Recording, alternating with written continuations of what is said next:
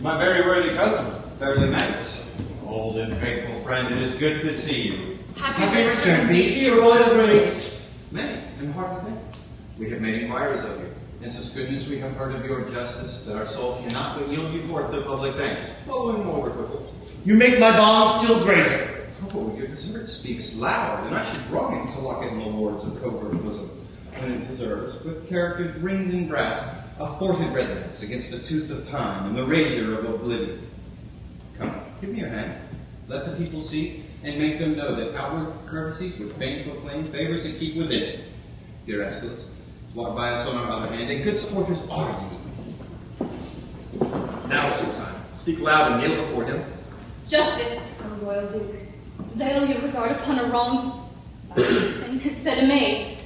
Dishonour not your eye by throwing it on any other object until you have heard me in my true complaint and given me justice, justice, justice, justice. Relate your wrongs. In what? By whom? Here is Lord Angelo. He shall give you justice. Reveal your cause to him.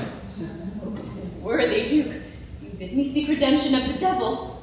Hear me yourself, for that which I must say must either condemn me, not being believed, or wring redress from you. Hear me, oh, hear me here! My lord, I fear me her wits are not firm. She hath been a suitor to me for her brother, cut off by course of justice. By course of justice! And she may speak most bitterly and strange. Most strange, but yet most truly will I speak. That Angelo's a murderer, is it not strange? That Angelo's a thief, is it not strange? That Angelo's forsworn, is it not strange? Nay, it is 10 times strange. Oh, that it were as true as it is strange. Is it not true that he is Angelo? Nay, for truth is truth until the end of reckoning. Oh, away with her, poor soul. She speaks us in the infirmities of sense. Prince, I conjure thee, if thou believest there is another comfort in this world, that thou neglect me not with that opinion that I am touched with madness. Make not impossible that which but seems unlike. Is not impossible but one, the wickedest caitiff on the ground, may seem as shy, as just, as grave, as absolute as Angelo. Even so may Angelo, in all of his dressings, carracks, titles, and forms, be an arch-villain. Believe it, royal prince, if he be less, he's nothing. But he's more, had I more name for badness.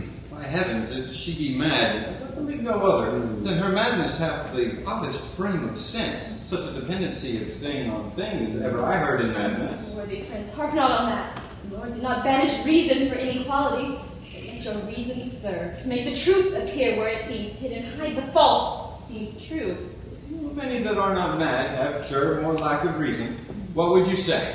I am sister to one Claudio, condemned upon the act of fornication to lose his head, condemned by Angelo.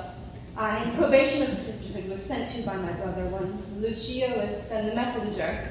That's odd, and like your grace. I came to her from Claudio and desired her to try her gracious fortune with Lord Angelo for her poor brother's pardon.